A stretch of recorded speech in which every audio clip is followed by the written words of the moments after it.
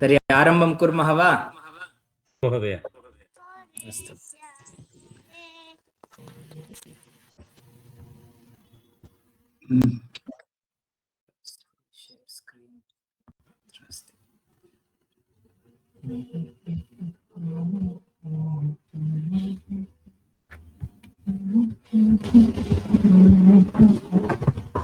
तर्हि अद्य समासस्य पाठः। अत्र अयं द्वितीयः पाठः अस्माकं व्याकरणग्रन्थे। तर्हि रूपा भगिनी भवती पठति वा अत्र वाक्यत्रयम्? एकनिमिषम्, अहं लेखनीम् आनयामि, विस्मृतवान्। एकमेव निमिषम्।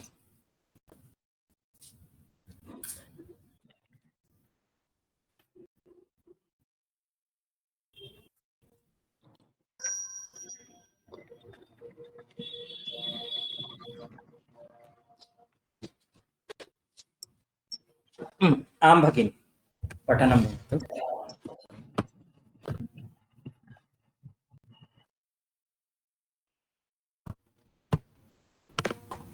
रूपा भगिनी श्रूयते वा? श्रूयते महोदय। पृष्ठसङ्ख्या अत्र नो चेत् अत्र अस्माकं व्याकरणग्रन्थे 13। पठामि वा? आमां पठतु भगिनि। समासः अर्थवान् वर्णसमूहः पदं भवति। पदसमूहोऽर्थवान् वाक्यं भवति। अनेकानि पदानि अर्थमनुसृत्य यदा एकी भवन्ति तदा समासः भवति। समास पर्याप्तं भगिनि, पर्याप्तं। अत्र पदं किम् अस्ति इति लिखितम् अस्ति। पदं किम् अस्ति इति वर्णितम् अस्ति। पदं नाम वर्णसमूहः इत्युक्ते यत्र वर्णानां समूहः भवति तदेव पदम् इति। किन्तु अत्र अपरम् एकं पदम् अस्ति, अर्थवान्। अर्थवान् वर्णसमूहः एव पदं भवति। अस्य कः अर्थः इति पश्यामः। अत्र अहं लिखामि, अत्र एकः वर्णः अस्ति, अत्र अपरः वर्णः अस्ति, वर्णसमूहः। अत्रापि अहं लिखामि,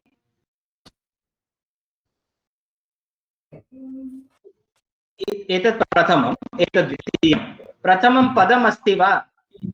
सिंह इति पदम् अस्ति वा? आं महोदय। सिंहः। हकि, हकि इति पदम् अस्ति वा? न न न। किन्तु अत्रापि वर्णसमूहः अस्ति, किन्तु अर्थवान् नास्ति। अर्थवान् नाम अस्य अर्थः भवेत्। लोकव्यवहारे तस्य वर्णसमूहस्य अर्थः अस्ति चेदेव एतत् पदसंज्ञां प्राप्नोति। अतः पदं नाम किम् इत्युक्ते कंडीशन् द्वयं। प्रथमम् अस्ति अर्थवान्। अर्थवान् इति विशेषणं कस्य? वर्णसमूहस्य। तर्हि वर्णसमूहः, सः वर्णसमूहः कीदृशः भवेत्? सः अर्थवान् भवेत्। अर्थवान् वर्णसमूहः एव पदं भवति इति अत्र अर्थः। एवमेव पदसमूहः, इदानीं पदानि वयं लिखामः चेत् यदि तत्र अर्थः नास्ति तर्हि तद् वाक्यं न भवति, केवलं पदसमूहः, किन्तु वाक्यं न भवति। वाक्यं तदा एव भवति यदा पदानां मध्ये परस्परं सम्बन्धः अस्ति। इदानीं लघुवाक्यं रामः प्रातः उत्तिष्ठति। अत्र अर्थः अस्ति, कश्चन जनः अस्ति यस्य नाम रामः, सः प्रातःकाले उत्थानं करोति। परस्परं सम्बन्धः अस्ति, रामः प्रातःकाले उत्थानं करोति इति। अतः एतद् वाक्यं केवलम् अहं प्रातः सिंहः अध्ययनम् इति लिखामि चेत् अत्र अर्थः नास्ति। अतः एतद् द्वितीयं वाक्यं न भवति इति अंशः अस्माभिः अवगन्तव्यः। पुनश्च इदानीं पदं किम् इति ज्ञातं, तर्हि समासः नाम किम्? अनेकानि पदानि अर्थम् अनुसृत्य यदा एकीभवन्ति तदा समासः। समासस्य अपरं डेफिनिशन् अस्ति एकपदीकरणम्। एकपदीकरणम् यत्र बहूनि पदानि सन्ति तानि बहूनि पदानि यदि वयम् एकपदी कुर्मः चेत् तत् कार्यस्य नाम एव समासः इति, एकपदीकरणम्। किन्तु समासः इति पदस्य कः अर्थः? समासः नाम संक्षेपः, कन्सैस्, स्माल्, समरी, शार्ट् इति अर्थः। अस्तु भगिनी, अग्रे पठतु इतः। समास इत्यस्य संक्षेप इत्यर्थः। अत्र अर्थसंक्षेपः न, किन्तु शब्दसंक्षेपः। समासस्य अर्थविवरणम् आवश्यकं भवति। समस्तपदस्य विवरणं येन वाक्येनोच्यते तदपि विग्रहवाक्यं भवति। तद्यथा राजपुरुषः इति समस्तपदस्य राज्ञः पुरुषः इति विवरणं क्रियते, अतः राज्ञः पुरुषः इति राजपुरुष इति समस्तपदस्य विग्रहवाक्यं भवति। सम्यक्, पर्याप्तम्। अत्र इतोपि एकम् उदाहरणम् अहं लिखामि।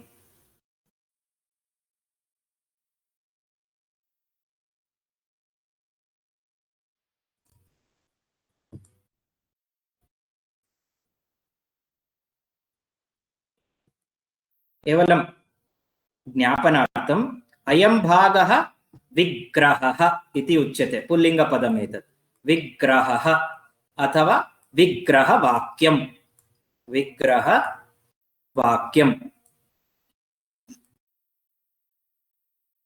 अस्य पदस्य का संज्ञा इत्युक्ते समस्तं पदम्। समस्तं पदम्। अत्र या प्रक्रिया, अत्र पदद्वयम् आसीत् पूर्वं, पदद्वयोः एकपदीकरणम् अभवत्। अस्याः प्रक्रियायाः नाम अस्ति समासः इति। समासः इति एकपदीकरणम्।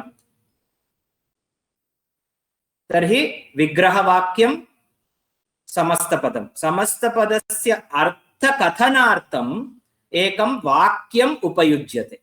तस्य वाक्यस्य नाम विग्रहः अथवा विग्रहवाक्यम्। पुनश्च अस्याः प्रक्रियायाः नाम समासः। पुनश्च अत्र मन्त्रीपुत्रः इति यदस्ति समस्तं पदम्, अत्रापि भागद्वयं दृश्यते।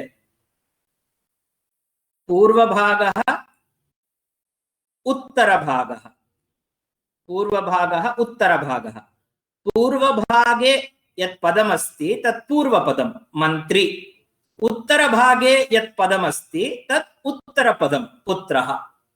इत्येवं समासस्य पुनश्च समस्तपदस्य विग्रहवाक्यस्य च संज्ञापदानि विग्रहः, विग्रहवाक्यं, समस्तं पदं, पूर्वपदम्, उत्तरपदं, प्रक्रियायाः नाम समासः। एतावत्पर्यन्तं स्पष्टम् इति अहं मन्ये।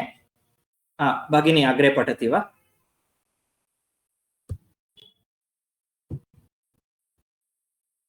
विग्रहवाक्यं तावत् द्विविधमस्ति। तद्यथा लौकिकविग्रहवाक्यं, द्वितीयम् अलौकिकविग्रहवाक्यम् इति। लौकिकविग्रहवाक्यप्रदर्शनेन सामान्याः अपि संस्कृतभाषाविदः अर्थः ज्ञातुं शक्नुवन्ति, किन्तु किं महोदय? अर्थं ज्ञातुं शक्नुवन्ति। अर्थं ज्ञातुं शक्नुवन्ति, किन्तु अलौकिकविग्रहवाक्यं लौकिकाः ज्ञातुं न प्रभवन्ति। उदाहरणम् अहं वदामि। अत्र राजपुरुषः इति समस्तं पदमस्ति। अस्य विग्रहवाक्यं भवति राज्ञः पुरुषः। अत्र राज्ञः इति षष्ठी विभक्तिः, पुरुषः इति प्रथमा विभक्तिः। राज्ञः पुरुषः नाम कश्चन पुरुषः अस्ति, सः पुरुषः राज्ञा सम्बद्धः अस्ति, रिलेटेड टू द किंग। अतः राज्ञः पुरुषः राजपुरुषः।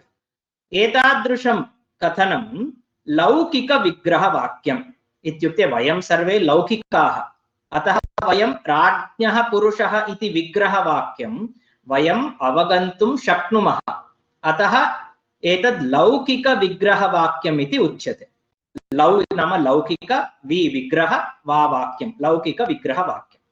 किन्तु अत्र अलौकिकविग्रहवाक्यम्, अलौकिकविग्रहवाक्ये राज्ञ इत्यस्य भागद्वयं कृतं। तत्र आदौ प्रातिपदिकं, तदनन्तरं तत्र सुप्रत्ययः।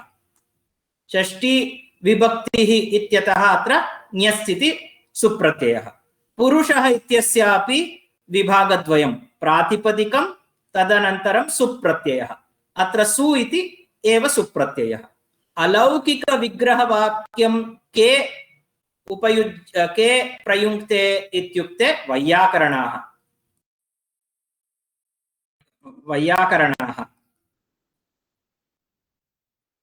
वैयाकरणाः अलौकिकविग्रहवाक्यानां प्रयोगं कुर्वन्ति। तेषां कृते ते अलौकिकाः इत्युक्ते ते विशिष्टतया शास्त्रज्ञाः सन्ति इत्यतः अलौकिकविग्रहवाक्यम् इति अस्य नामकरणं कृतम्। एतावत् पर्यन्तं स्पष्टं वा?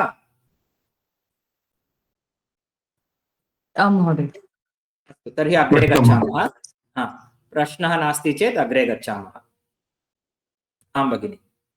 महोदय, तद् राजन् प्लस् ङस् प्लस् पुरुषासु तद् प्रक्रिया वा? क्रिया इति न, प्रतिपदं विभागद्वयं भवति। प्रातिपदिकं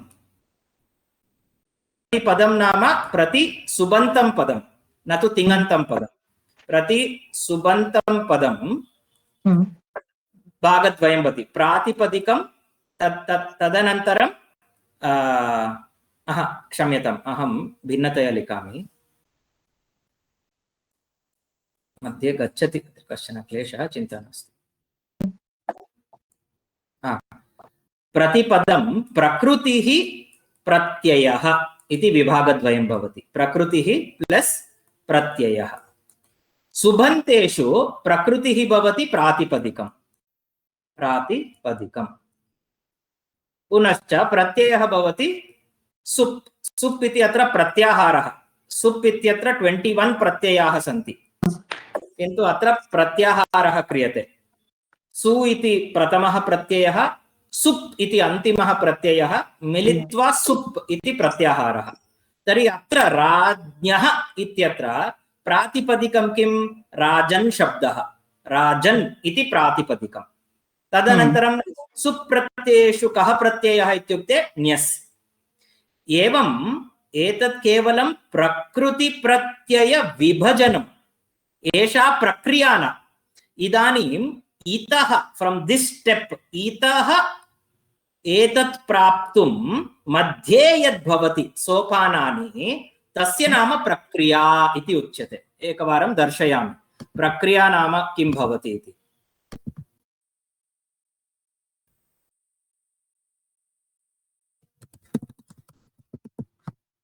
इदानीं राज्ञः इत्येव स्वीकरोमि।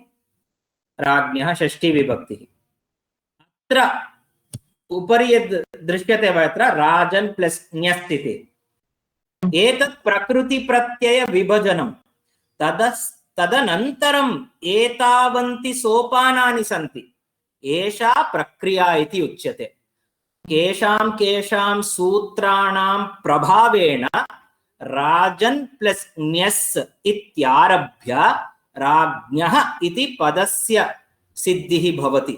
मध्ये यानि सोपानानि सन्ति, यदि तानि सर्वाणि सोपानानि दर्श्यन्ते चेत् सा प्रक्रिया इति उच्यते। तर्हि मध्ये एतावन्ति सूत्राणि सन्ति। अत्र सम्पूर्णापि प्रक्रिया प्रदर्शिता अस्ति। अत्र केवलं प्रकृतिप्रत्यय विभजनं दर्शितम्। एवं प्रकृतिप्रत्यय विभजनं दर्शयित्वा विग्रहवाक्यं लिख्यते चेत् तस्य नाम अलौकिकविग्रहवाक्यम्। अस्माकं किमपि प्रयोजनं नास्ति, केवलं ज्ञातव्यम्। वयं तु लौकिकाः, अतः वयं लौकिकविग्रहवाक्यम् एव अवगच्छामः।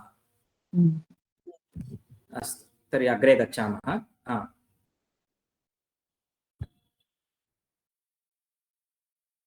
आं भगिनि, पठामि। आम्। अलौकिकं विग्रहवाक्यं व्याकरणशास्त्रे पदव्युत्पादनार्थम् उपयुज्यते, न तु लोके। समासः अतः वयम् अलौकिकविग्रहवाक्यस्य प्रयोगं न कुर्मः इति अत्र लोके तस्य प्रयोगः नास्ति, किन्तु अन्ये सन्ति ये अलौकिकाः वैयाकरणाः प्रौढाः, तेषां प्रयोगः तेषां प्रयोजनं तु अस्ति एव। अस्तु, इदानीम् अपरः कश्चन भेदः, समासः पुनः द्विविधः, तदत्र प्रतिपाद्यते। आं भगिनि, पठतु। समासः प्रत्ययलोपालोपाभ्यां द्विधा भवति। लुक् समासः, अलुक् समासः। यत्र एकं पदम् अन्येन पदेन साकं समस्यते तदा तत्सम्बद्धाः प्रत्ययाः लुप्यन्ते। केवलं प्रातिपदिकम् अन्येन प्रातिपदिकेन साकं संयुज्यते तदा तत्र लुक् समासः इति व्यवहारः। किञ्चित् अत्र स्पष्टीकरोमि। इदानीं लुक् इति पदस्य कः अर्थः? इंग्लिश लुक् नास्ति। लुक् नाम लोपः, इंग्लिश लुक् तु नास्ति एव। लुक् नाम लोपः, लोपः नाम अदर्शनं, डिसपियरेन्स्, अदर्शनम्, अदर्शनम्। लुक्, लुक् नाम लोपः, लोपः नाम अदर्शनम्। कस्य लोपः कस्य अदर्शनं भवति इति अधुना अस्माकं मनसि प्रश्नः। तस्य उत्तरम् अस्ति प्रत्ययाः लुप्यन्ते, प्रत्ययाः लुप्यन्ते। पुनः प्रश्नः, के प्रत्ययाः लुप्यन्ते इति। पुनः अत्र एकम् उदाहरणं स्वीकुर्मः। रामपुत्रः, अस्य विग्रहवाक्यं भवति रामस्य पुत्रः। इदानीम् अत्र विग्रहवाक्ये प्रत्ययः अस्ति वा? स्या इति षष्ठी विभक्ति प्रत्ययः अस्ति, किन्तु अत्र समस्तपदे स्या इति षष्ठी विभक्ति प्रत्ययः दृश्यते वा? नैव दृश्यते। अस्य लोपः केवलं प्रातिपदिष्ठति, प्रातिपदिकेन सह अन्यत् पदं समस्यते। रामपुत्रः, यत्र एकं पदम् अन्येन पदेन साकं समस्यते रामस्य पुत्रः, तदा तत् सम्बद्धाः प्रत्ययाः, अत्र स्या इति प्रत्ययः, लुप्यन्ते, डिसपियर्। केवलं प्रातिपदिकं राम, अन्येन प्रातिपदिकेन साकं राम, अत्रापि विसर्गः जायते, पुत्र, नूतनं प्रातिपदिकं भवति रामपुत्र, नूतनं प्रातिपदिकं रामपुत्र संयुज्यते, तदा तत्र लुक् समासः इति व्यवहारः। कदाचित् विभक्ति प्रत्ययस्य लोपः न भवति। तस्य उदाहरणं किमपि भवन्तः स्मरन्ति वा? तत्र क्रियापदं द्विविधं, क्रियापदेषु आत्मनेपदी परस्मैपदी। आत्मने पदम् इति एतत् समस्तं पदमस्ति, किन्तु अत्र आत्मने इति का विभक्तिः?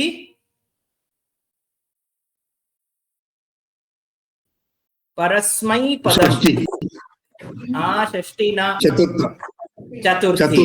अत्रापि एतदपि समस्तं पदं, किन्तु विभक्ति प्रत्ययः दृश्यते, परस्मैपदम्, आत्मने पदं। चतुर्थी विभक्तिः अस्ति, चतुर्थी विभक्तिः अस्ति, अत्र लुक् न अभवत्। तर्हि यत्र लुक् भवति तत् यस्मिन् समासे प्रत्ययस्य लोपः भवति तद् लुक्। यस्मिन् प्रत्यये यस्मिन् समासे प्रत्ययस्य लोपः न भवति अलुक् समासः इति। लुक् समासः, अलुक् समासः। प्रत्ययलोपेन लुक् समासः, प्रत्यय अलोपेन अलुक् समासः। स्पष्टं वा? अलुक् समासस्य उदाहरणं किं महोदय? एतदेव आत्मनेपदं परस्मैपदं। अत्र किं विभक्तिः दृश्यते? आत्मपदं परपदम् इति नास्ति, परस्मैपदम् आत्मनेपदं। किन्तु रामस्य पुत्रः इत्यत्र समस्तपदे रामस्य इति नास्ति, रामपुत्रः इत्येव अस्ति। अत्र लुक् अभवत्, षष्ठी विभक्तेः अत्र लोपः अभवत्। तस्य एव उदाहरणम् अस्माकं ग्रन्थे यत्र लुक् भवति, यत्र लोपः भवति, राज्ञः पुरुषः। अत्र प्रातिपदिकं किम् अस्ति? राजन्। अत्र प्रातिपदिकं किम् अस्ति? पुरुष। अत्र अपरमपि एकं कार्यं भवति येन नकारस्य अपि लोपः भवति। अन्ततो गत्वा राजपुरुष इति अस्माकं नूतनं प्रातिपदिकं प्लस् वयं सु इति योजयामः चेत् राजपुरुषः इति प्रथमा विभक्तिः एकवचनम्। स्पष्टं वा? राजपुरुषः इति कस्य उदाहरणं भवति? लुक् इत्यस्य वा अलुक् इत्यस्य वा? लुक् समासस्य। लुक् समासस्य, क्षम्यतां, लुक् समासस्य उदाहरणमस्ति। आत्मनेपदं परस्मैपदम् इति कस्य समासभेदस्य उदाहरणं? अलुक् समासस्य। अलुक् समासः। लुक् अलुक् नाम प्रत्ययस्य लोपः, प्रत्ययस्य अलोपः, न लोपः न भवति। अस्तु, अग्रे गच्छामः। इदानीम् अन्ये के सन्ति एवमेव सर्वे पठन्तु इति अभ्यासार्थं। द्रष्टुं न शक्नोमि। सविता, दीपा, रश्मि। अस्तु अस्तु, रेकार्डिङ्ग् प्रचलति किल? महोदय अस्तु, प्रचलति। अस्तु, सविता भगिनी भवती पठितुम् इच्छति वा? आं महोदय। यत्र एकं पदं तत्सम्बद्धं विभक्तिप्रत्ययलोपं विना अन्येन पदेन साकं संयुज्यते तदा तत्र अलुक् समासः इति व्यवहारः। सम्यक्। तर्हि अत्र तस्य एव उदाहरणं परस्मैपदी। परस्मै इति अत्र चतुर्थी विभक्तिरूपम् अस्ति। चतुर्थी विभक्तिरूपं समस्तपदे अपि तदेव रूपम् अस्ति, परस्मै परस्मै परस्मै इति। तर्हि अत्र विभक्तेः लोपः न अभवत्, अतः परस्मैपदी इति अलुक् समासस्य उदाहरणम्। अस्तु, इदानीम् अग्रे गच्छामः। भगिनी भवती एव पठतु। क्वचित् प्राधान्यमनुसृत्य समासः चतुर्धा विभज्यते। तद्यथा अव्ययीभावः, तत्पुरुषः, कर्मधारे तत्पुरुषः, द्विगु तत्पुरुषः, द्वन्द्वः, बहुव्रीहिः इति उदाहरणानि। बहुव्रीहिः। बहुव्रीहिः। महोदय, एकनिमिषं महोदय। महोदय, अलुक् समासस्य एकम् उदाहरणम् अन्यत् ददातु महोदय, परस्मैपदी विना। परस्मैपदी इति उदाहरणं विना तदन्यत् अस्ति।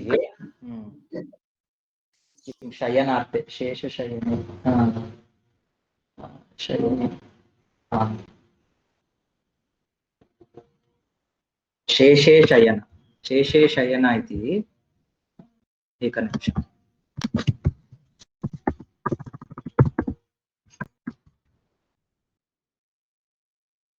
शेष शयन,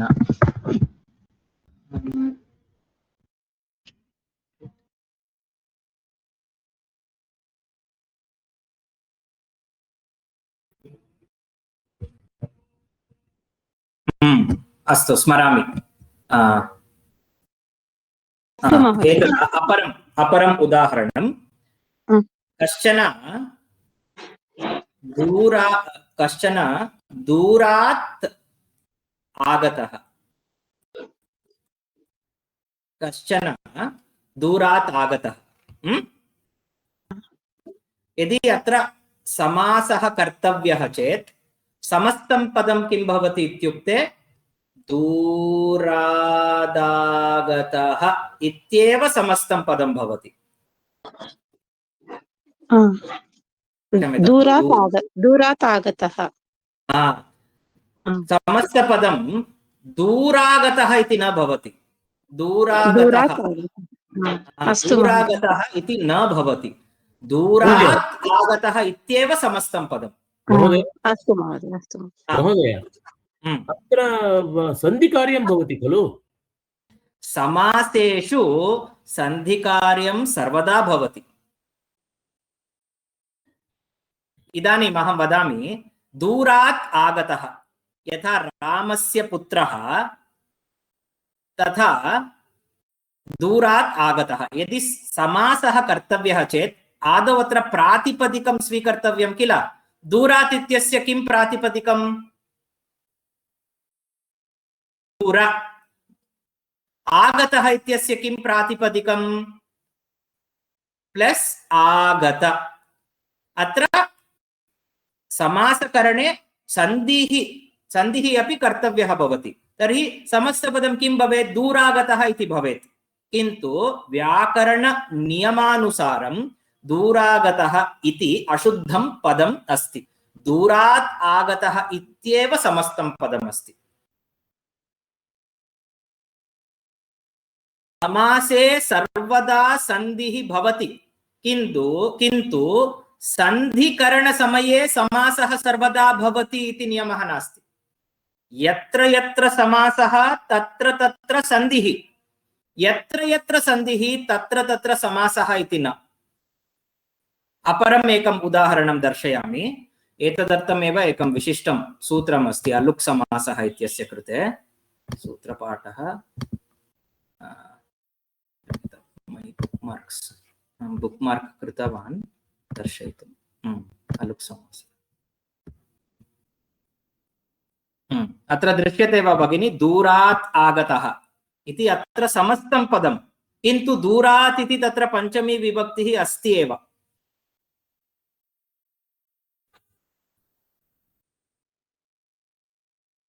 अल्पात् मुक्तः, समस्तं पदमपि अल्पात् मुक्तः इत्येव। अन्तिकात् आगतः, अन्तिकात् नाम समीपात् आगतः, समस्तं पदमपि अन्तिकात् आगतः। अलुक् समासः अत्र। लुकि प्राप्ते प्रतिषेधः इत्युक्ते लुक् न भवति, लोपः न भवति इति अन्यानि एतानि कानिचन उदाहरणानि। भगिनी स्पष्टं वा अधुना? अस्तु महोदय, स्पष्टं। धन्यवादः महोदय। एतत् सूत्रम् एतदर्थमेव अस्ति। यत्र इदानीम् अत्र पश्यते वा अलुक् इति, तत्र लुग् इति तत्र जष्ट्वसन्धिः। अलुक् इत्यस्य बहूनि उदाहरणानि सन्ति।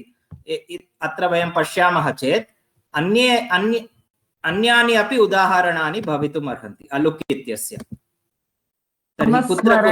अन्योपायम् किं? नामस्मरणात् अन्य उपायम्। अवगच्छामि। न श्रूयते वा महोदय? शृणोमि किन्तु न अवगतवान्। नामस्मरणात् अन्य उपायम्, नामस्मरणात् अन्योपायम् ಅರ್ಥ ಆಗಿಲ್ಲ ನಂಗೆ. अलुक् समासस्य उदाहरणं नामस्मरणात् तथा अस्ति वा?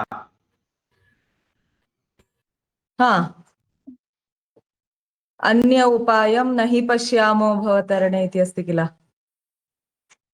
अत्र समासः न कृतः तावदेव। समासः नास्ति तत्र। समासः न कृतः, समासः is optional. In shlokas sandhi is compulsory but samasa is optional. तत्र समासः न कृतः इत्येव। यदि समासः क्रियते चेदपि विभक्तेः अदर्शनं न भवति चेत् तदा एव अलुक् समासः। अनुवर्तनं कुर्मः। अस्माकं पाठ्यक्रमे अन्यानि उदाहरणानि अपि आगच्छन्ति। एतत् स्मृतम् इति अहम् अस्य उदाहरणं दत्तवान्। इदानीम् अत्र समासाः चतुर्विधाः। एतानि चत्वारि नामानि स्मर्तव्यानि। अव्ययीभावः, तत्पुरुषः, द्वन्द्वः, इति। एतानि चत्वारि पदानि अस्माभिः स्मर्तव्यानि। तत्पुरुषे पुनः कर्मधारयः द्विगुः इति एकविधं विभजनं। This is one way of classifying samasas.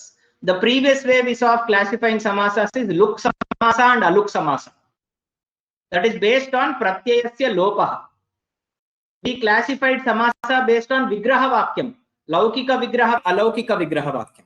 This is another way of classifying samasas, but based on what?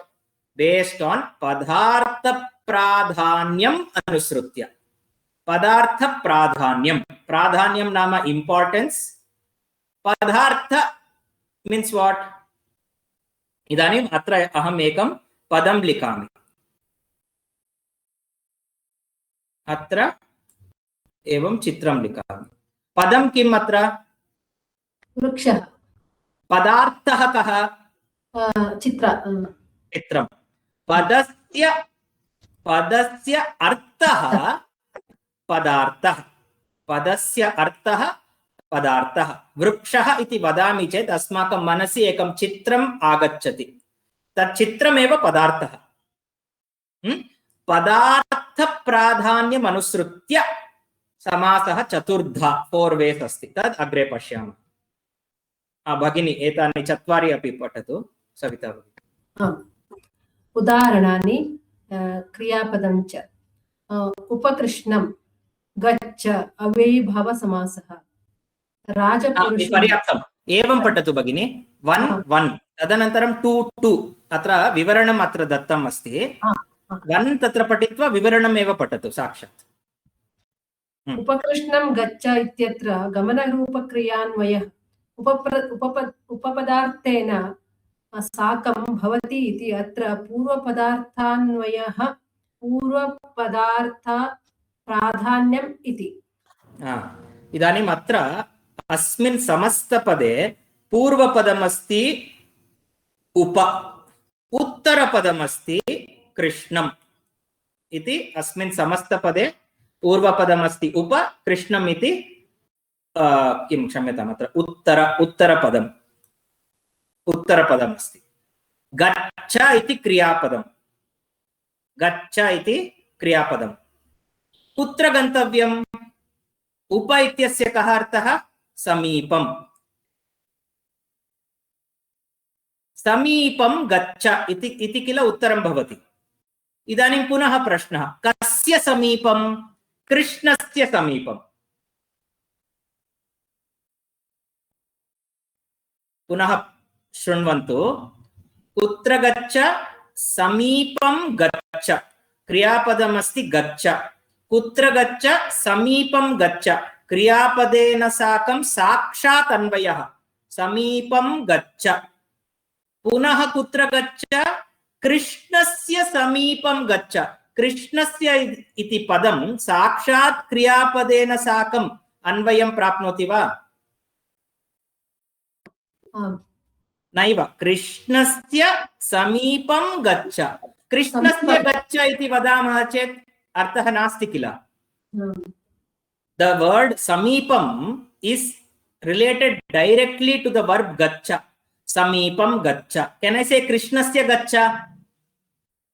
Krishnasya gaccha will make no meaning. But if I say krishnasya samipam gaccha, then it will make meaning. So krishnasya is not directly related to gaccha. It is indirectly related to gaccha through samipam. So in these two words, upa and krishnam, which word is directly related to gaccha? Upa. And that is purvapadam. पूर्वपदम्। यत्र पूर्वपदार्थस्य प्राधान्यं तत् अव्ययीभावसमासः। Now, how to define avyayibhava samasah? Yatra पूर्वपदार्थस्य प्राधान्यम. प्राधान्यम means क्रियापदेन सह अन्वयः, साक्षात् अन्वयः, न तु परंपरया अन्वयः.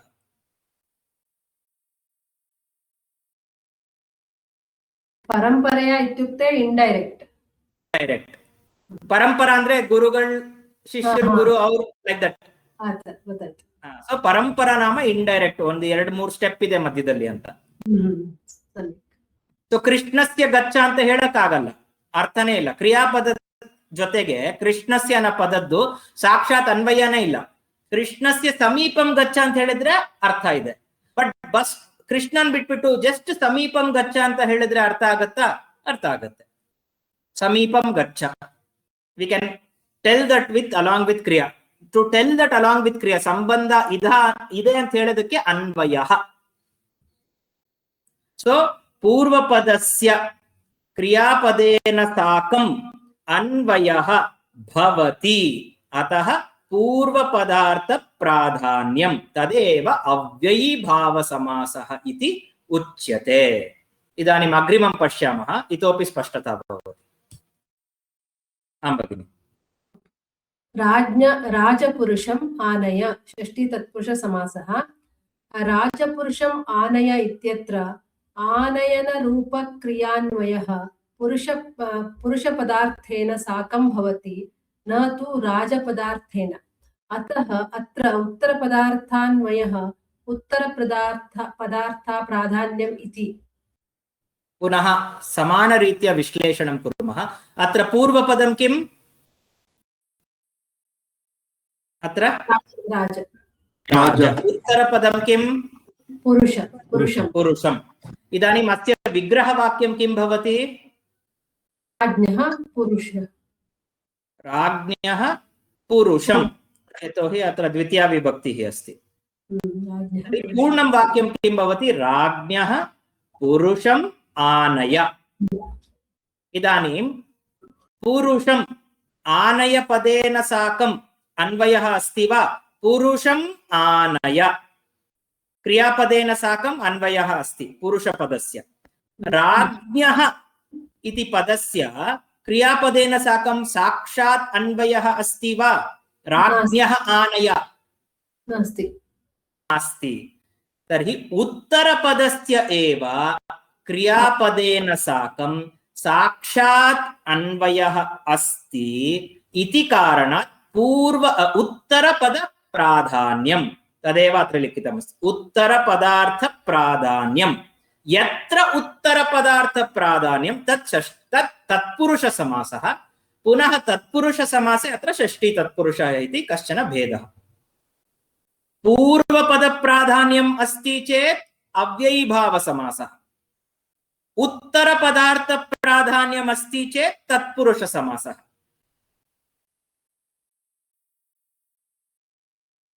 भेदः अवगतः वा अनयोः मध्ये?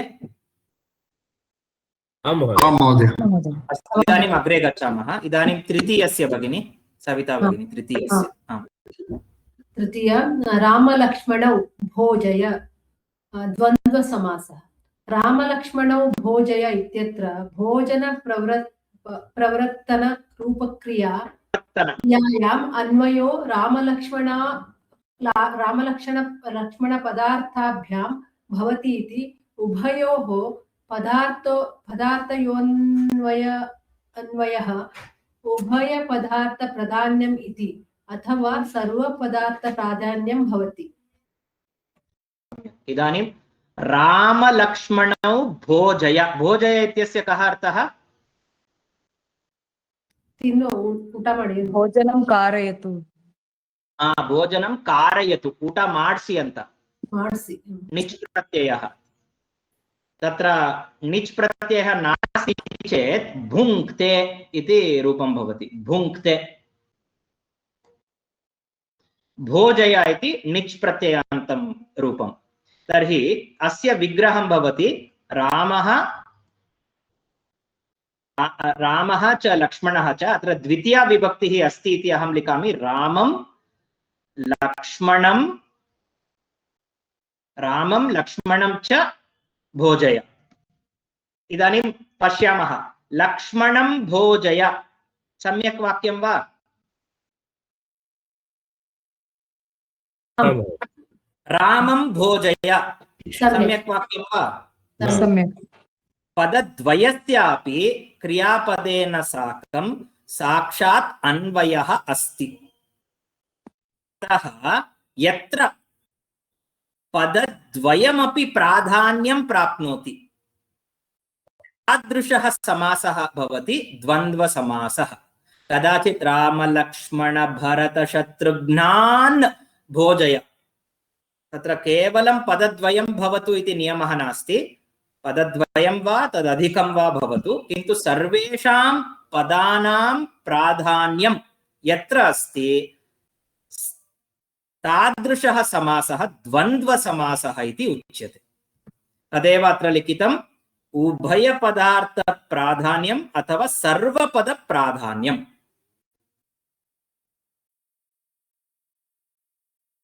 स्पष्टम् इति मन्ये। इदानीं प्रश्नः अस्ति वा?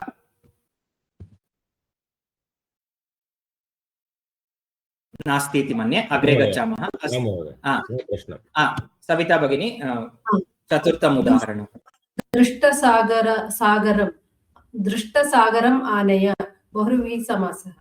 दृष्टसागरम् आनय इत्यत्र आनयनरूपक्रियायाम् अन्वयः दृष्टसागरपदार्थाभ्यां साकं न भवति, किन्तु तदनन्तर्गत सागरदृष्टा साकं भवति इति अन्यपदार्थेन साकं क्रियान्वयो भवति इति कृत्वा अन्यपदार्थप्राधान्यम् इति व्यवहारः। अत्र एतत् पदमस्ति द्रष्टा न द्रष्ट्रा।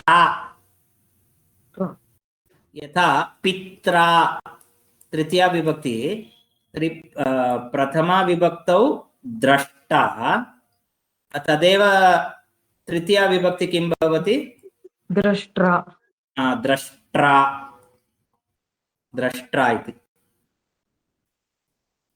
तर्हि अत्र किम् अस्ति? वाक्यं किम् अस्ति? दृष्टसागरम् आनय। अस्य दृष्टसागरम् आनय, दृष्टसागरम् इत्यस्य विग्रहवाक्यं अधुना लिखामः। दृष्टः सागरः येन सः। सः कः भवितुमर्हति? सः यः कोऽपि भवितुमर्हति। इदानीं केवलम् उदाहरणार्थम् अहं हनुमान् इति चिन्तयामि। हनुमान् एव दृष्टसागरः अस्ति, यतोहि सः सागरं दृष्टवान्। सागरः तेन हनुमता दृष्टः अस्ति इत्युक्ते सागरस्य परिमाणं सः जानाति, सः सागरस्य उल्लङ्घनं कृतवान्, सागरस्य सामर्थ्यं जानाति, संपूर्णं सागरं from south coast north coast सः दृष्टवान्, कन्याकुमारीतः लङ्कापर्यन्तम्। अतः दृष्टसागरः कः? हनुमान् इति एवं वयम् उदाहरणं स्वीकुर्मः। तर्हि दृष्टसागरम् आनय इति कः वदति? रामः वदति इति वयं चिन्तयामः उदाहरणार्थम्। इदानीं रामः वदति दृष्टसागरम् आनय। रामस्य अभिप्रायः कः? सागरम् आनय इति वा, दृष्टम् आनय इति वा, हनुमन्तम् आनय इति वा? हनुमन्तम् आनय। हनुमन्तम् आनय इति रामस्य अभिप्रायः। तर्हि पूर्वपदस्य प्राधान्यं नास्ति, उत्तरपदस्य प्राधान्यं नास्ति, अन्यपदार्थस्य प्राधान्यम् अस्ति। यत्र यत्र अन्यपदार्थस्य प्राधान्यम् अस्ति तादृशः समासः बहुव्रीहिः इति उच्यते। तदेव अत्र वाक्येन लिखितं। दृष्टसागरम् आनय इत्यत्र आनयन इत्येव क्रिया। अस्यां क्रियायाम् अन्वयः दृष्ट अथवा सागर पदार्थाभ्यां साकं नास्ति, किन्तु तदन्तर्गत दृष्टसागर पदस्य अन्तर्गत कश्चन सागरद्रष्टा अस्ति। सागरद्रष्ट्रा हनुमता साकं भवति अन्वयः। अन्यपदार्थेन साकं क्रियान्वयः भवति इति कृत्वा अन्यपदार्थप्राधान्यम् इति व्यवहारः। रामस्य अभिप्रायः सागरम् आनय इति न, दृष्टम् आनय इति न, हनुमन्तम् आनय इति। तर्हि दृष्टसागरम् इति बहुव्रीहि समासस्य सम्यक् उदाहरणं भवति। ಮಹೋದಯ, ಹಾ, ಇಲ್ಲಿ ನನಗೆ ಏನ್ ಅನುಮಾನ ಏನು ಅಂದ್ರೆ ಡೌಟ್, ದೃಷ್ಟ ಅಂದ್ರೆ ಸಾಗರವನ್ನು ನೋಡಿದಂತ ಹನುಮಂತನು ಅಂತಂದ ಅರ್ಥನಾ?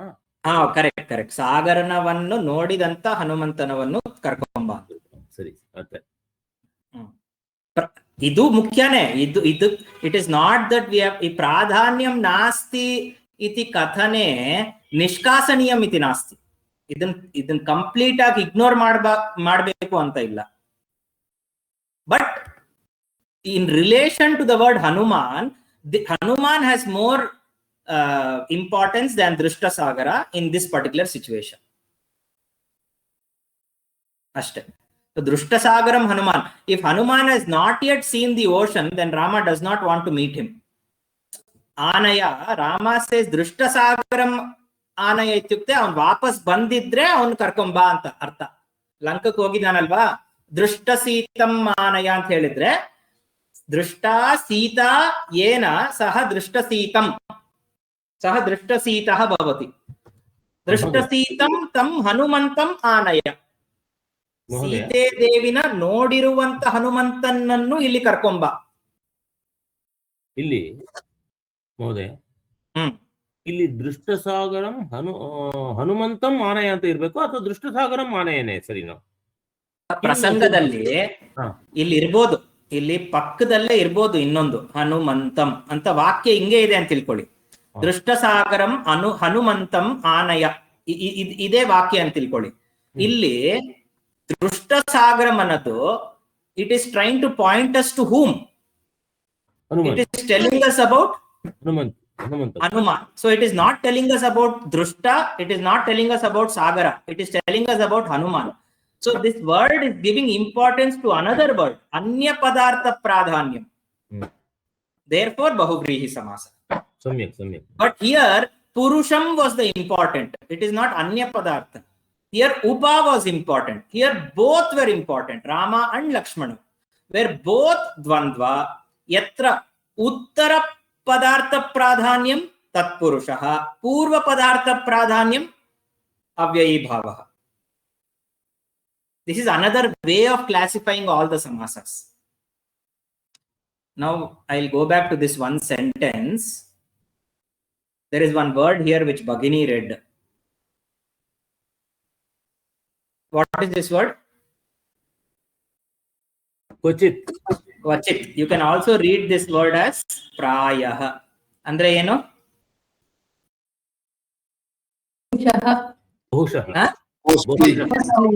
Mostly. Andre apavada irutte anta artha. Prayah kvachit anta bardre ಸಾಮಾನ್ಯ ನಿಯಮ. ಇದಕ್ಕೂ ಎಕ್ಸೆಪ್ಷನ್ಸ್ ಇದ್ದೇ ಇರುತ್ತೆ ಅಂತ ನಾವು ಅರ್ಥ ಮಾಡ್ಕೋಬೇಕು. 100% ಇದೇ ತರ ಇರಲ್ಲ, ಬಟ್ ದಿಸ್ ಇಸ್ 90%, 10% ಎಕ್ಸೆಪ್ಷನ್ ಇರುತ್ತೆ. ಇಲ್ಲಿ ನಾವೇನ್ ಎಕ್ಸಾಮ್ ದೃಷ್ಟಿಯಲ್ಲಿ ಏನ್ ಮನಸ್ಸಲ್ಲಿ ಇಟ್ಕೋಬೇಕು ಅಂದ್ರೆ, ನಾನು ಸುಮ್ನೆ ಈಗ ಉತ್ತರ ಪದ ಪ್ರಾಧಾನ್ಯಂ ಕಹ ಸಮಾಸಃ ಸಹ ಉತ್ತರ ಪದ ಪ್ರಾಧಾನ್ಯಂ ತತ್ಪುರುಷ. ಉಭಯ ಪದ ಪ್ರಾಧಾನ್ಯಂ ದ್ವಂದ್ವ. ಅನ್ಯ ಪದಾರ್ಥ ಪ್ರಾಧಾನ್ಯಂ ಬಹುವ್ರೀಹಿ. ಪೂರ್ವ ಪದ ಪ್ರಾಧಾನ್ಯಂ ಅವ್ಯಯೀ ಭಾವ. 4 ಮಾರ್ಕ್ ಬಂತು ಅಷ್ಟೇ. ಇಷ್ಟೇ ಆದ್ರೆ ಈಸಿ ಇರುತ್ತೆ ಮಹೋದಯ. ಅದ್ರ ಒಳಗ್ ಇನ್ನೂ ಏನೇನೇನೋ ಇದೆಯಲ್ಲ, ಅದು ಸ್ಟೆಪ್ ಬೈ ಸ್ಟೆಪ್ ಹೋಗೋಣ.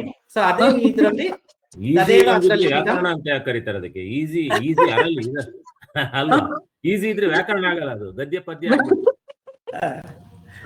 ತಸ್ಯೈವ ಅವ್ಯಯೀ ಭಾವಃ ಪ್ರಾಯಃ ಪೂರ್ವ ಪದಾರ್ಥ ಪ್ರಾಧಾನ್ಯಂ ತತ್ಪುರುಷಃ ಪ್ರಾಯಃ ಉತ್ತರ ಪದಾರ್ಥ ಪ್ರಾಧಾನ್ಯಂ ದ್ವಂದ್ವಃ ಪ್ರಾಯಃ ಉಭಯ ಪದಾರ್ಥ ಪ್ರಾಧಾನ್ಯಂ ಬಹುವ್ರೀಹಿಃ ಪ್ರಾಯಃ ಅನ್ಯ ಪದಾರ್ಥ ಪ್ರಾಧಾನ್ಯಂ.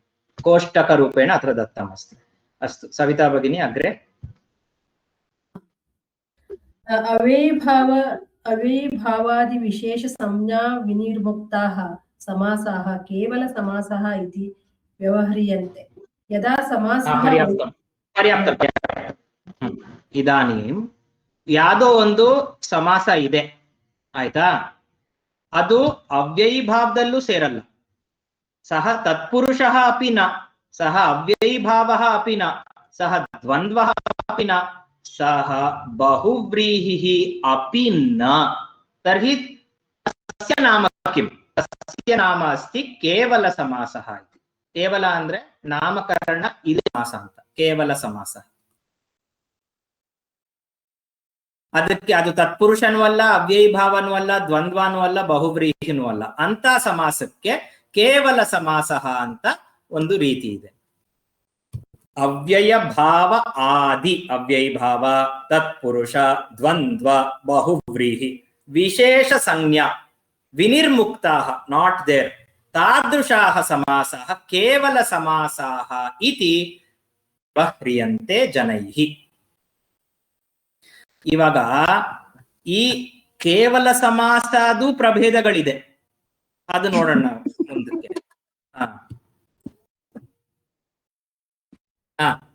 ಮಹೋದಯ, ಈ ಸಂಜ್ಞಾ ಅನ್ನೋ ಶಬ್ದದ ಅರ್ಥ ಏನು?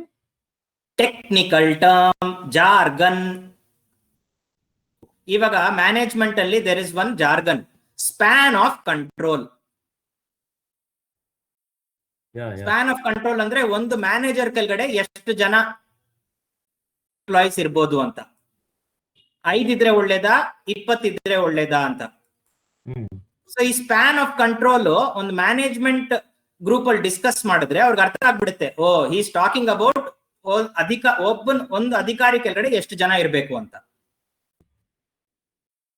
ಇವಾಗ ಸ್ಪೋರ್ಟ್ಸ್ ಫೀಲ್ಡ್ ಅಲ್ಲಿ ಸ್ಪ್ಯಾನ್ ಆಫ್ ಕಂಟ್ರೋಲ್ ಅಂತ ಹೇಳಿದ್ರೆ ಅವನು ಇನ್ನೊಂದು ರೀತಿ ಅರ್ಥ ಮಾಡ್ಕೋಬಹುದು. If a mother is talking about parenting and says, my span of control over my child is very limited, ಬೇರೆ ಅರ್ಥ. So this span of control is a sanya padam, technical term for management shastram. Avyayi bhavaha is a technical term for ವ್ಯಾಕರಣ ಶಾಸ್ತ್ರ. ಇವಾಗ ನಾವು ದ್ವಂದ್ವ ಅಂತ ಇಲ್ಲೊಂದು ಪದ ಇದೆ, ದ್ವಂದ್ವ. ಈ ದ್ವಂದ್ವ ಅನ್ನೋದು ಒಂದು ಪದ ಇದೆ. ಹನುಮಾನು ಲಂಕಕ್ಕೆ ಹೋಗ್ತಾನೆ, ಲಂಕಕ್ಕೆ ಹೋಗಿ ರಾವಣ ಜೊತೆ ಅದು ಕೋಲಾಹಲ ಎಲ್ಲ ಆಗುತ್ತೆ.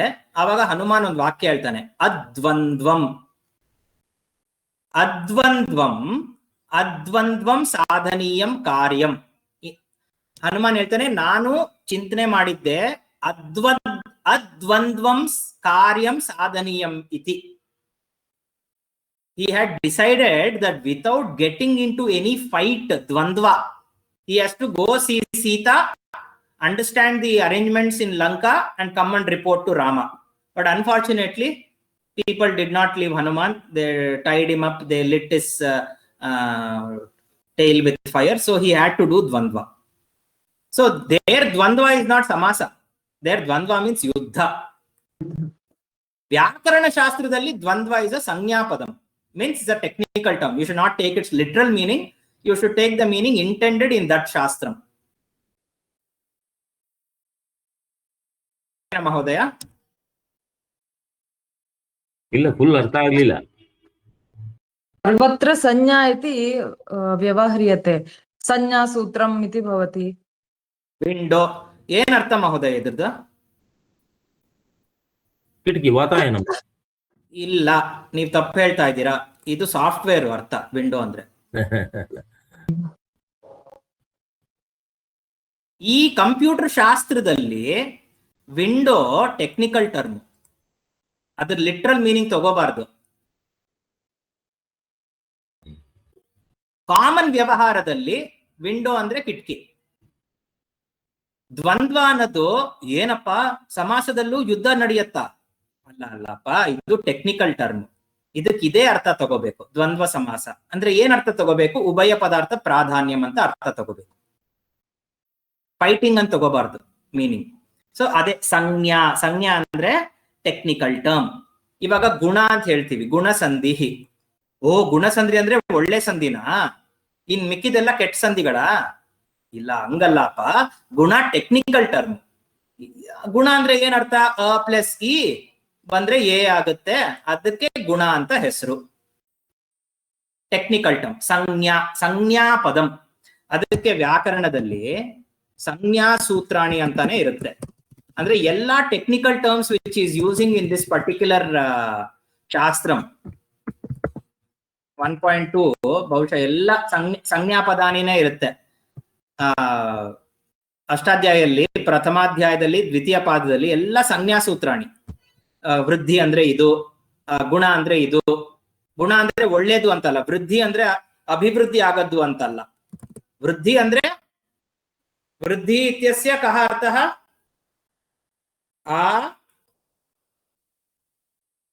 AI. ವೃದ್ಧಿ ಸಂಧಿನ ವೃದ್ಧಿ ಇತಿ ಸಂಜ್ಞಾ. ಆ O R.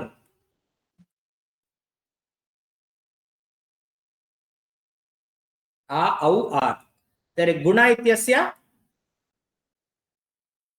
A O A O ಅರ್. एवं गुणः. So this is called sanya. Sanya, the word sanya means jargon, technical term. So technical term ಇಲ್ಲದೆ ಇರುವಂತ ಸಮಾಸನು ಕೆಲವೊಂದಿದೆ, ಅದಕ್ಕೆ ಹೆಸರು ಕೇವಲ ಸಮಾಸ ಅಂತ. ಇವಾಗ ಈ ಪ್ಯಾರಾಗ್ರಾಫ್ ಓದೋಣ, ಅಲ್ಲಿಗೆ ಫಸ್ಟ್ ಚಾಪ್ಟರ್ ಮುಗಿಯುತ್ತೆ. ಭಗಿನಿ ಯದಾ ಸಮಾಸಃ ವೈಕಲ್ಪಿಕಃ ತದಾ ವೈಕಲ್ಪಿಕಃ ತದಾ ಅನಿತ್ಯ ಸಮಾಸಃ ಇತಿ. ಯದಾ ಸಮಾಸಃ ನಿತ್ಯಃ ತದಾ ನಿತ್ಯ ಸಮಾಸಃ ಇತ್ಯಪಿ ವ್ಯವಹಾರೇ ವರ್ತತೆ. ಯಹ ನಿತ್ಯ ಸಮಾಸಃ. ಒಂದ್ ನಿಮಿಷ, ಇಲ್ಲಿ ಮತ್ತೆ ಪ್ರಭೇದ ಬಂದ್ಬಿಡುತ್ತೆ. ಸೊ ಈ ಒಂದು ಇದು ಇನ್ನೊಂದ್ ರೀತಿ ಇದನ್ನ ಸಮಾಸದು ಏನು ಡಿವಿಷನ್ ಮಾಡೋದು. ನಿತ್ಯ ಸಮಾಸಃ ಅನಿತ್ಯ ಸಮಾಸಃ ಅಂತ. ನಿತ್ಯ ಸಮಾಸಃ ಇದು ಇನ್ನೊಂದು ಟೈಪ್ ಆಫ್ ಕ್ಲಾಸಿಫಿಕೇಶನ್. ನಿತ್ಯ ಸಮಾಸಃ ಅಂದ್ರೆ ಸಮಾಸ ಮಾಡ್ಲೇಬೇಕು.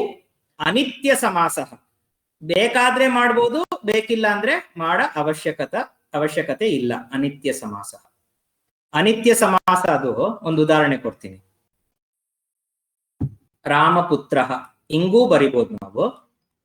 ಇಲ್ಲ ನನಗೆ ಸಮಾಸ ಮಾಡಕ್ ಇಷ್ಟ ಇಲ್ಲ ಅಂದ್ರೆ ರಾಮಸ್ಯ ಪುತ್ರ ಅಂತಾನು ಬರಿಬೋದು. ನಿತ್ಯ ಸಮಾಸ ಅಂದ್ರೆ ಈ ತರ ಆಪ್ಷನ್ ಇರಲ್ಲ. ಸಮಾಸ ಕರ್ತವ್ಯ ಏವ. ಅದ್ರದ್ದೊಂದು ಉದಾಹರಣೆ ಕೊಡ್ತೀನಿ. ತದರ್ಥಂ. ಇಲ್ಲಿ ಎಷ್ಟು ಪದಗಳಿದೆ? ತತ್ ಪ್ಲಸ್ ಅರ್ಥಂ ಎರಡು. ಆದ್ರೆ ಇದನ್ನ ವಿಗ್ರಹ ವಾಕ್ಯ ರೂಪದಲ್ಲಿ ಪ್ರಯೋಗದಲ್ಲಿ ಮಾಡಕ್ಕೆ ಅವಕಾಶನೇ ಇಲ್ಲ. ತದರ್ಥಂ ಅಂದ್ರೆ ತದರ್ಥಂ ಅಂತಾನೆ ಬರಿಬೇಕು ನಾವು. ತಸ್ಯ ಅರ್ಥಂ ಅಂತ ಪ್ರಯೋಗ ಮಾಡಬಾರ್ದು, ತದರ್ಥಂ ಅಂತಾನೆ ಮಾಡ್ಬೇಕು. ನಿತ್ಯ ಸಮಾಸ. ರಾಮಪುತ್ರ ಆದ್ರೂ ಬರಿಬಹುದು, ರಾಮಸ್ಯ ಪುತ್ರ ಆದ್ರೂ ಬರಿಬಹುದು. ಅನಿತ್ಯ ಸಮಾಸ. ನಿತ್ಯತ್ವಂ ನಾಸ್ತಿ ಅತ್ರ. ಉಭಯತಾ ಲೇಖಿತುಂ ವಯಂ ಶಕ್ನುಮಃ, ಕಿಂತು ಅತ್ರ ನಿತ್ಯ ಸಮಾಸಃ. ತದರ್ಥಂ ಇತಿ ಸಮಸ್ತ ಪದಸ್ಯ ಪ್ರಯೋಗಃ ಏವ ಕರ್ತವ್ಯಂ. ಅಸ್ತು. ಭಗಿನಿ ಅಗ್ರೆ. ಯಹ ನಿತ್ಯ ಸಮಾಸಃ ತಸ್ಯ ವಿಗ್ರಹವಾಕ್ಯಂ ನ ಭವತಿ ಅಥವಾ ಅಸ್ವಪದ ವಿಗ್ರಹವಾಕ್ಯಂ ಭವತಿ. ಅಥ ಏಕೋಕ್ತಂ ಏವೋಕ್ತಂ ಅವಿಗ್ರಹೋ ಅಸ್ವಪದ ವಿಗ್ರಹೋ ವಾ ನಿತ್ಯ ಸಮಾಸಸ್ಯ ಇತಿ. ಇದಾನಿಂ ನಿತ್ಯ ಸಮಾಸದಲ್ಲೂ ಪ್ರಭೇದಗಳಿದೆ ಅಂತ ನಮ್ಗೆ ಹೇಳ್ತಿದ್ದಾರೆ. ಏನಪ್ಪಾ ಪ್ರಭೇದ ನಿತ್ಯ ಸಮಾಸದಲ್ಲಿ ಅಂದ್ರೆ, ಇಲ್ಲಿ ಕೆಳಗಡೆ ಬರಿತೀನಿ, ಕ್ಲಿಯರ್ ಆಗುತ್ತೆ. ನಿತ್ಯ ಸಮಾಸ.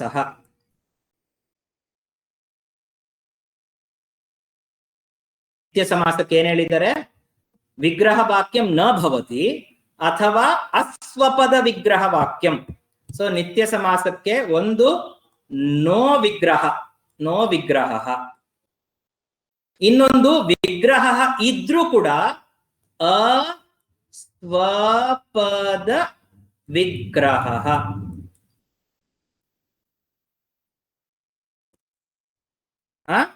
ಈಗ ಉಪಕೃಷ್ಣಂ ಇದು ವಿಗ್ರಹ ವಾಕ್ಯ ಏನು? ಕೃಷ್ಣಸ್ಯ ಸಮೀಪಂ. ಕೃಷ್ಣಸ್ಯ ಸಮೀಪಂ. ರಾಮಪುತ್ರ ಇದರದ್ದು ವಿಗ್ರಹ ಏನು? ರಾಮಸ್ಯ ಪುತ್ರ. ರಾಮಸ್ಯ ಪುತ್ರ. This ವಿಗ್ರಹ ವಾಕ್ಯಂ ರಾಮಸ್ಯ ಪುತ್ರ is called ಸ್ವಪದ ವಿಗ್ರಹ. ಅಂದ್ರೆ ಸಮಸ್ತ ಪದದಲ್ಲಿ ಇರುವ ಪದಗಳನ್ನೇ ಉಪಯೋಗಿಸಿ ವಿಗ್ರಹ ವಾಕ್ಯವನ್ನು ಬರೆದ್ರೆ ಸ್ವಪದ ವಿಗ್ರಹ. ಉಪಕೃಷ್ಣಂ ಇತ್ಯತ್ರ ನೂತನಂ ಪದಂ ಆಗತಂ. ಸ್ವಪದಂ ನಾಸ್ತಿ ಅಪರಂ ಪದಂ ಅಸ್ತಿ ಅತಃ ಅಸ್ವಪದ ವಿಗ್ರಹ ಅಂತ ಹೇಳ್ತೀವಿ. ಸ್ವಪದ ವಿಗ್ರಹ ನನ್ ತತ್ಪುರುಷ ಸಮಾಸಃ. ಉತ್ತಮಂ ಅನುತ್ತಮಂ ಸ್ವಪದಂ ನ ಸ್ವಪದಂ ಅಸ್ವಪದಂ ಅಸ್ವಪದ ವಿಗ್ರಹ. ಅರ್ಥ ಆಯ್ತಾ? ಸ್ವಪದ ಏನು ಅಸ್ವಪದ ಏನು ಅಂತ ಅರ್ಥ ಆಯ್ತು. ಸಮಸ್ತ ಪದದಲ್ಲಿ ಎರಡೇ ಪದ ಇದೆ, ಆ ಎರಡೇ ಪದನ್ನು ಉಪಯೋಗಿಸಿ ವಿಗ್ರಹ ಬರೆದ್ರೆ ಸ್ವಪದ ವಿಗ್ರಹ. ಸಮಸ್ತ ಪದದಲ್ಲಿ ಇಲ್ಲದೆ ಇರುವಂತ ಪದನ್ನು ಉಪಯೋಗಿಸಿ ವಿಗ್ರಹವನ್ನು ಬರೆದ್ರೆ ಅಸ್ವಪದ ವಿಗ್ರಹ. ಸಮೀಪಂ ಅಂತ ಪದ ಇಲ್ಲಿಲ್ಲ, ಬಟ್ ನಾವು ತಂದಿದ್ದೀವಿ.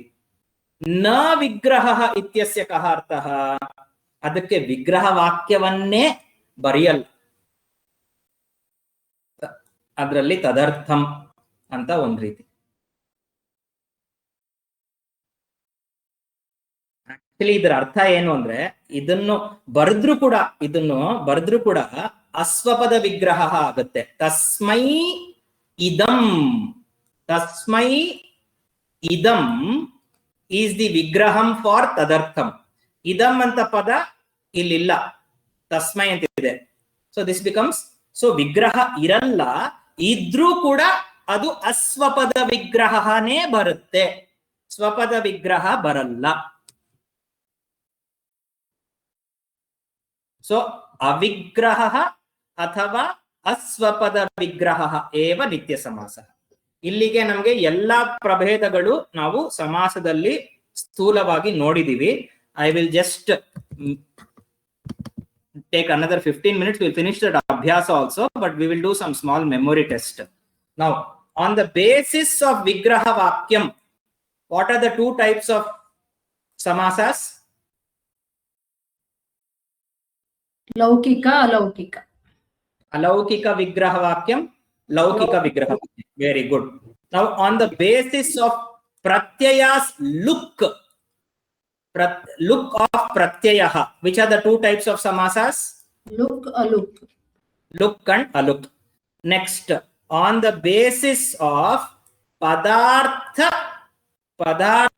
pradhanyam, how many types we have? ಚತ್ವಾರಿ. Four.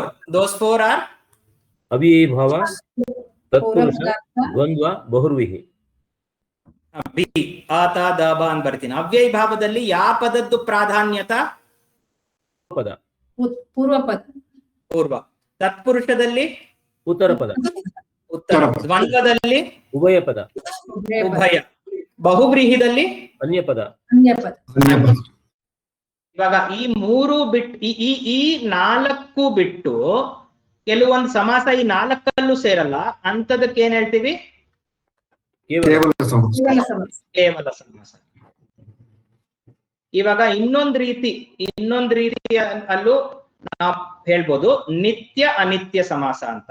ನಿತ್ಯ ಅನಿತ್ಯ, ಆಪ್ಷನಲ್ ಅಂಡ್ ಕಂಪಲ್ಸರಿ, ಅನಿತ್ಯ ಸಮಾಸ, ಆಪ್ಷನಲ್ ಅಂಡ್ ಕಂಪಲ್ಸರಿ ಸಮಾಸ. ನಿತ್ಯ ಸಮಾಸಕ್ಕೆ ವಿಗ್ರಹ ಟೂ ಟೈಪ್ಸ್.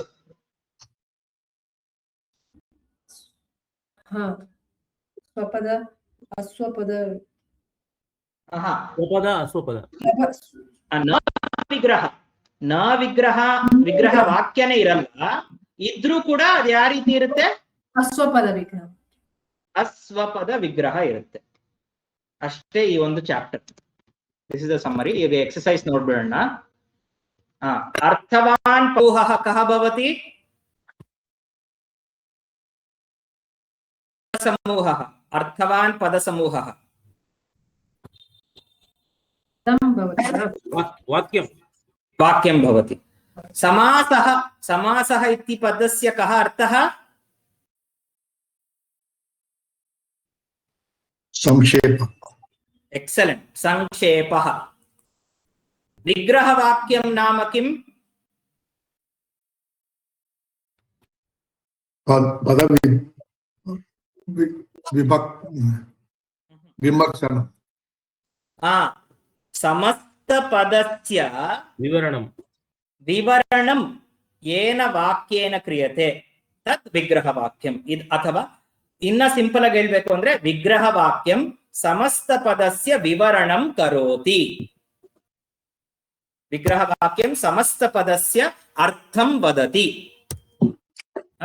अस्तु, इदानीम् अग्रे। विग्रहवाक्यं कतिविधं? द्विविधं, लौकिकम् अलौकिकम्। अलौकिक विग्रहवाक्यं के ज्ञातुं प्रभवन्ति?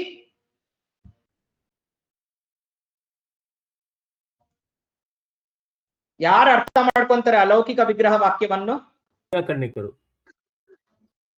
ಬಟ್ ಇಲ್ಲಿ ಅವ್ರದ್ದು ಆಕ್ಷೇಪ ಮಾಡೋದು ಬೇಡ, ಸೊ ನಾವು ಆದರ ಪೂರ್ವಕವಾಗಿ ಅಲೌಕಿಕಾಹ ಅಂತ ಬರೆಯೋಣ. अलौकिक विग्रहवाक्यं किमर्थम् उपयुज्यते? अस्य प्रयोजनं किम्?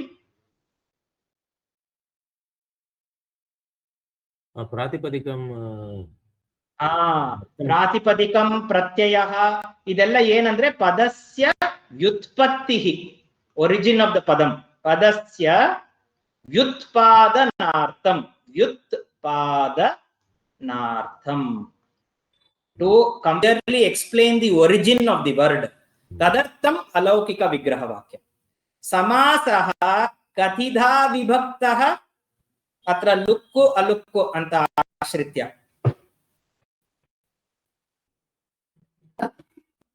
ಚತುರ್ಧ ವಿಭಕ್ತಃ.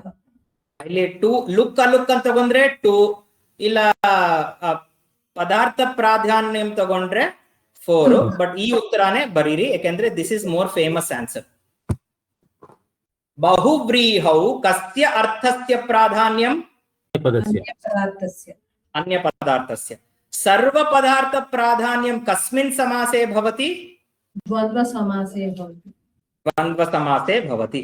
ವಿಗ್ರಹವಾಕ್ಯಂ ಕೀದೃಶೇ ಸಮಾಸೆ ಪ್ರಾಯಃ ನ ಭವತಿ?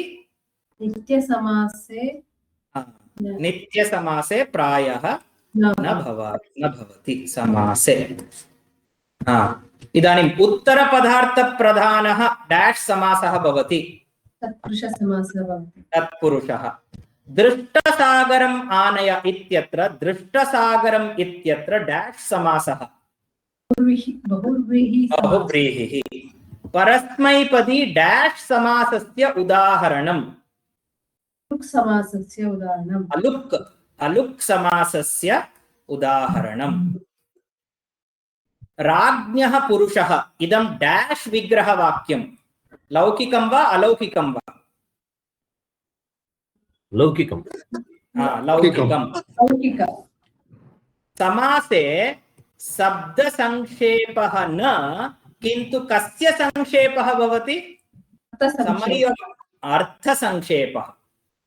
अर्थसंक्षेपः भवति। इदानीं चतुर्थं पदं सन्धिः अक्षराणां, समासः पदानां। राजपुरुषः लुक् समासः, परस्मैपदी अलुक् समासः। चोरात् भयं लौकिक विग्रहवाक्यं। राजन् प्लस न्यस् प्लस पुरुष प्लस सु अलौकिक विग्रहवाक्यं। पूर्व पदार्थ प्राधान्ये अव्ययी भावः, सर्व पदार्थ प्राधान्ये द्वन्द्व। पद समूहः वाक्यं, वर्ण समूहः पदं। ಅಷ್ಟೇನಾ? ಇನ್ನ ಇದೆಯಾ? ಇನ್ನ ಇದೆ. ಟಿಪ್ಪಣಿ ಲಿಖತ, ಇದು ಟೆಕ್ಸ್ಟ್ ಬುಕ್ ಅಲ್ಲಿ ಹೆಂಗಿದೆಯೋ ಹಂಗೆ. ನಿತ್ಯ ಸಮಾಸ ಏನು, ಅಲೌಕಿಕ ವಿಗ್ರಹ ವಾಕ್ಯಂ ಒಂದು ಉದಾಹರಣೆ ಗಟ್ಟಿ ಮಾಡ್ಕೊಂಡ್ಬಿಡಿ. ಪದಾರ್ಥ ಪ್ರಾಧಾನ್ಯಂ ಇದು 10 ಮಾರ್ಕ್ಸ್ ಬಂದ್ಬಿಡ್ಬೋದೇನೋ, ಎಲ್ಲ ಎಕ್ಸ್ಪ್ಲೇನ್ ಮಾಡಿ. 4 ರೀತಿನೂ ಎಕ್ಸ್ಪ್ಲೇನ್ ಮಾಡಿ. ಅವ್ಯಯಿ ಭಾವ, ಇಲ್ಲಿ ಯಾವ್ದಕ್ಕೆ ಯಾವ್ದು ಮ್ಯಾಚಿಂಗ್? ಅವ್ಯಯಿ ಭಾವ ಪೂರ್ವ ಪದಾರ್ಥ ಉಪಕೃಷ್ಣಂ ಇಲ್ಲಿ ಉಪಕೃಷ್ಣಂ. ತತ್ಪುರುಷಃ ರಾಜಪುರುಷಂ ರಾಜಪುರುಷಂ. ದ್ವಂದ್ವಃ ರಾಮಲಕ್ಷ್ಮಣೌ ಬಹುವ್ರೀಹಿಃ दृष्टसागर. दृष्टसागरम्. अनेन अस्माकं द्वितीयः पाठः समाप्तः. प्रतिदिनम् एकं पाठं भवतु, एकः पाठः भवतु. बुधवासरे पाठः न भवति, मम अन्यः पाठः अस्ति. तेन before 22nd we will finish all the lessons. Every day one chapter we can cover. महोदय धन्यवादः. तर्हि अहं रेकार्डिंग स्थगयामि. लघु लघु परीक्षೆಗೆ ಏನು ಪೋರ್ಷನ್ ಹೇಳಿದ್ದಾರೆ. ಅದು ರಹಸ್ಯ, ಹೇಳಲ್ಲ ಆದ್ಮೇಲೆ ನೇತ್ರ ಭಗಿನಿ ಹೆಂಗೋ ಹೇಳಿದ್ಬಿಟ್ಟು. ರಹಸ್ಯನೇ ಅದು. ಅಲ್ಲ, ವ್ಯಾಕರಣದ್ದು ಏನು ಕೋಪ ಮಾಡ್ಕೊಂಡಿದಾರಂತೆ, ನಾವು ಕ್ಲಾಸಿಗೆ ಬಂದಿಲ್ಲ ಅಂತ ಕೋಪ ಮಾಡ್ಕೊಂಡಿದ್ದಾರೆ. ಹೌದೌದು, ಅವ್ರಿಗೆ ಗೊತ್ತಿಲ್ಲ ನಿಮ್ಗೆ ಕ್ಲಾಸ್ ಅವಶ್ಯಕತೆ ಇಲ್ಲ ಅಂತ. ಇಲ್ಲ, but we should never show our this thing to elders. ಪಾಮರಾಹ ಇಲ್ಲಿದೆ ಸಮಾಸದ್ದು, ವ್ಯಾಕರಣದ್ದು ಸಮಾಸ ಲೆಸನ್ 2 to 6 ಅಂತ ಹೇಳಿದ್ದಾರೆ. 2, 3, 4, 5, 6. ಸೊ ನಮ್ಗೆ 5 or 6 ಸೆಷನ್ಸ್ ಹಿಂಗ್ ಮಾಡಿದ್ರೆ ನಾವು ಸಮಾಸದಲ್ಲಿ ಚಾಂಪಿಯನ್ಸ್. ಆಮೇಲೆ ಅಲ್ಲ, ಹೇಳಿದ್ರಲ್ಲ ಶ್ರೀಮತಿ ಭಗಿನಿ ಇನ್ನೊಂದು ಹೇಳಿದ್ದಾರೆ, ಅದು last. Shrimati Bhagini has mention that ಅದು ಪ್ರಯೋಗ ಪ್ರತ್ಯಯ. ಇದು ಯಾವಾಗ ಎರಡೂ ಸೇರಿ ಇದೆಯಾ, ಬರೀ ಇದಿದೆಯಾ? ಶ್ರೀಮತಿ ಅದು ಮಾತ್ರ ಬಂದಿಲ್ಲ, ಸಮಾಸ ಇಲ್ಲ ಅವ್ರ ಪ್ರಕಾರ. ನಾವ್ ಏನಕ್ಕೆ ಈಗ ಸಮಾಸ ಮಾಡ್ತಿರೋದು? ಅದಕ್ಕೆ samosa ಮಾಡ್ಬೇಕಷ್ಟೇ. Okay, we will learn samasa, we will learn stree, we will learn vritti also. It will not take much time. ವೃತ್ತಯಃ ಪ್ರಯೋಗಃ ಅಂತ ಹೇಳಿದ್ದಾರೆ ಅವರು ಶ್ರೀಮತಿ. ಅದೇ ಇಲ್ಲಿದೆ, ಸ್ತ್ರೀ ಪ್ರತ್ಯಯಃ ವೃತ್ತಯಃ ಚ ಇದೆ. ಓಕೆ, ಎನಿವೇ ಇದೊಂದು ಕ್ಲಾರಿಫೈ ಮಾಡಬೇಕು, ನೇತ್ರ ಭಗಿನಿ ಹೇಳಿರೋದ ಶ್ರೀಮತಿ ಭಗಿನಿ ಹೇಳಿರೋದ ಅಂತ. ಹೌದು, ಅದು ಕನ್ಫರ್ಮ್ ಮಾಡ್ಬೇಕು ಅವರು. ಅದಕ್ಕೂ ಮತ್ತೆ ಪಾಠಕ್ಕೆ ಬನ್ನಿ ಅಂತ ಹೇಳ್ತಾರೆ. ಯಾವ್ದಾದ್ರೂ ಪರವಾಗಿಲ್ಲ ಮಹೋದಯ, ಎಲ್ಲ ಪರೀಕ್ಷೆ ಬೀಳದೆ. ಅದೇ ಎಂಡ್ಗೆಲ್ಲ ಬಂದೇ ಬರ್ತದೆ. ಕವಿತಾ ಭಗಿನಿ ಅಂತವ್ರಿಗೆ ಯಾವ್ದಾದ್ರು ಪರವಾಗಿಲ್ಲ, ನಮಗೆ ಕಷ್ಟ ಇರೋದು. ಹೌದಪ್ಪ, ತುಂಬಾ ಡಿಗ್ರಿಗಳು ಮಾಡೋರಿಗೆ ಹಾಗೇನೆ. ಬುದ್ಧಿವಂತರು. ಧನ್ಯವಾದ ಮಹೋದಯ.